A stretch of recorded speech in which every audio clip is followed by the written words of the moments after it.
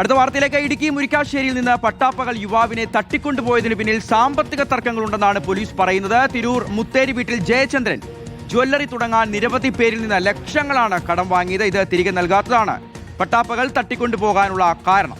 മുമ്പ് 2 തവണ ജയചന്ദ്രനെ തട്ടിക്കൊണ്ടുപോയിരുന്നു. പ്രതികളെ വീണ്ടും കസ്റ്റഡിയിൽ വാങ്ങി ചോദ്യം ചെയ്യും. രാഹുൽ സുരേഷ് ഇടുക്കിയിൽ നിന്ന് കൂടുതൽ വിശദാംശങ്ങളുമായി ചേരുകയാണ്. Rahul, good morning. വളരെ നാടകീയമായ ഒരു തട്ടിക്കൊണ്ടുപോകലായിരുന്നു. ഈ പോലീസ് ഈ പ്രതികൾക്കായുള്ള അന്വേഷണം ആരംഭിച്ചപ്പോൾ തന്നെ ഇവർ പോലീസ് സ്റ്റേഷനിൽ കീഴടങ്ങുന്നു. ജയചന്ദ്രൻ തന്നെ പറയുന്നു തന്നെ തട്ടിക്കൊണ്ടുപോയതല്ല. അത്തരത്തിൽ നാടകീയമായ രംഗങ്ങളൊക്കെ നമ്മൾ കണ്ടു. ഇതിപ്പോൾ ഈ തട്ടിക്കൊണ്ടൽ പോകലിന് പിന്നിൽ യഥാർത്ഥത്തിൽ എന്തായിരുന്നു കാരണം? Good morning Arya, Shihas. അതായത് കഴിഞ്ഞ ഞായറാഴ്ചയായിരുന്നു തിരൂർ സ്വദേശിയായിട്ടുള്ള ജയചന്ദ്രനെ മുരിക്കാശ്ശേരിയിൽ നിന്നും തട്ടിക്കൊണ്ടുപോകുന്ന സാഹചര്യം ഉണ്ടായത്. പട്ടാപ്പകലായിരുന്നു ഈ തട്ടിക്കൊണ്ടുപോകൽ നടന്നത്. ആളുകളൊക്കെ വലിയ ഞെട്ടലോടുകൂടിയാണ് ഈ സംഭവത്തെ കണ്ടത്. അതിനുശേഷം വേഗം തന്നെ പോലീസിന്റെ നേതൃത്വത്തിൽ അന്വേഷണം ആരംഭിക്കുന്നു. എറണാകുളത്തു നിന്നാണ് ഈ പ്രതികളും അതോടൊപ്പം തന്നെ ജയചന്ദ്രനും പോലീസിന് മുന്നിൽ ഹാജരാകുന്ന കീഴടങ്ങുന്ന സാഹചര്യം ഉണ്ടായത്. പിന്നീട് ഈ ജയചന്ദ്രനെയും അതുകൂടാതെ പ്രതികളെയും വിശദമായി തന്നെ ചോദ്യം ചെയ്തിരുന്നു. എന്നാൽ തങ്ങൾക്കിടയിൽ മറ്റ് പ്രശ്നങ്ങളൊന്നുമില്ല, ഞങ്ങൾ ചർച്ചയ്ക്ക് വേണ്ടിയാണ് ഈ മുരിക്കാശ്ശേരിയിൽ നിന്നും പുറത്തേക്ക് വന്നതെന്നാണ് ആദ്യം പ്രതികളും ഈ ജയചന്ദ്രനും പറഞ്ഞത്. അതിനുശേഷം പോലീസ് വിശദമായി തന്നെ ചോദ്യം ചെയ്തപ്പോഴാണ് കുറേയധികം സാമ്പത്തിക പ്രശ്നങ്ങൾ ഇവർക്കിടയിൽ ഉണ്ടെന്ന കാര്യം പോലീസ് മനസ്സിലാക്കുന്നത്. വിശദമായി തന്നെ ചോദ്യം ചെയ്യാൻ ഇതുവരെ പോലീസിന് സാധിച്ചിട്ടില്ല. ഇന്നലെ പ്രതികളെ റിമാൻഡ് ചെയ്യുന്ന സാഹചര്യമുണ്ടായി. വരും ദിവസങ്ങളിൽ പ്രതികളെ കസ്റ്റഡിയിലെടുത്ത് വിശദമായി തന്നെ ചോദ്യം ചെയ്യാനാണ് തീരുമാനിച്ചിട്ടുള്ളത്.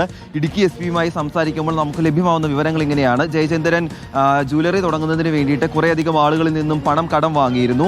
ഈ പണം ഒന്നും തന്നെ തിരിച്ചു നൽകാൻ സാധിക്കുകയും ചെയ്തിരുന്നില്ല. ജ്വല്ലറി ആരംഭിച്ചുവെങ്കിലും അത് പരാജയപ്പെടുകയാണ് ചെയ്തത്. അപ്പോൾ ഈ പണം തിരികെ നൽകാത്തതിനാൽ കുറേയധികം ആളുകൾക്ക് ഇപ്പോഴും കടം നൽകാനുണ്ട്. അപ്പോൾ അതിന്റെ ഭാഗമായാണ് ജയചന്ദ്രനെ പട്ടാപ്പകൽ മുരിക്കാശ്ശേരിയിൽ നിന്നും തട്ടിക്കൊണ്ടുപോയതെന്നാണ് പ്രതികൾ നൽകിയിരിക്കുന്ന മൊഴി. നേരത്തെ കുറെ കാലം മുമ്പ് 2 തവണ ജയചന്ദ്രനെ മറ്റാളുകളും തട്ടിക്കൊണ്ടുപോയിരുന്നു. അപ്പോഴും അവർക്ക് പണം നൽകാനായിട്ടില്ല എന്നാണ് ജയചന്ദ്രൻ പോലീസിന് നൽകിയിരിക്കുന്ന മൊഴി.